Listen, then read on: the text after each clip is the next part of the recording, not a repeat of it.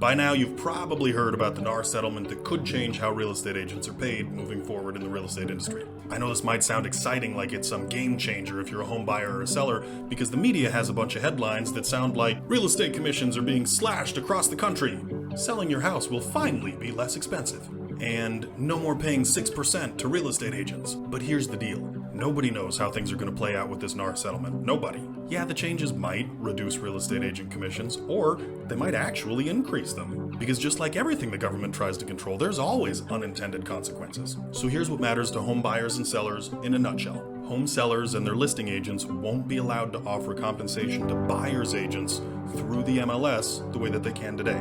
That doesn't mean a home seller can't pay a buyer's agent the way they can today.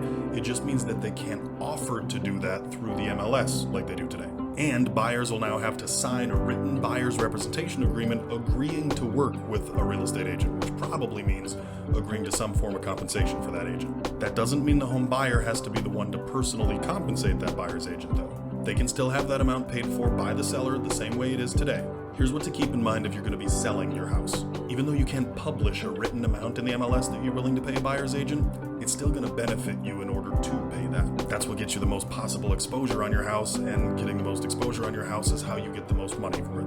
And if you're selling your house to a buyer that doesn't have a buyer's agent, most buyers are going to want you to reduce the price of your house by the amount that that buyer's agent would have been paid anyway. Also, most lawsuits that happen in real estate happen because of dual agency, which is where the buyer and the seller are both represented by the same agent. So the settlement could just be planting the seeds of a future class action lawsuit because of the settlement from this class action lawsuit. Here's what to keep in mind if you're buying a house. Now you have to choose a buyer's agent and sign a written agreement to work with that buyer's agent. Yeah, this probably should have been done all along, but most agents didn't really focus on it because they didn't want to seem too pushy or salesy. Now you'll have to sign a contract with one of them. This doesn't necessarily mean the buyer's agents are going to be willing to work for less than they do today, like a lot of the headlines suggest. Last year, NAR shows that the average realtor in America makes $46,000 a year.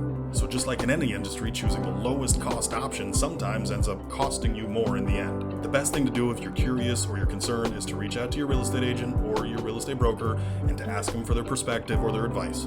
I know everybody sees this a little bit differently, and I'm not an attorney, so make sure that you check with yours before doing anything that I just suggested.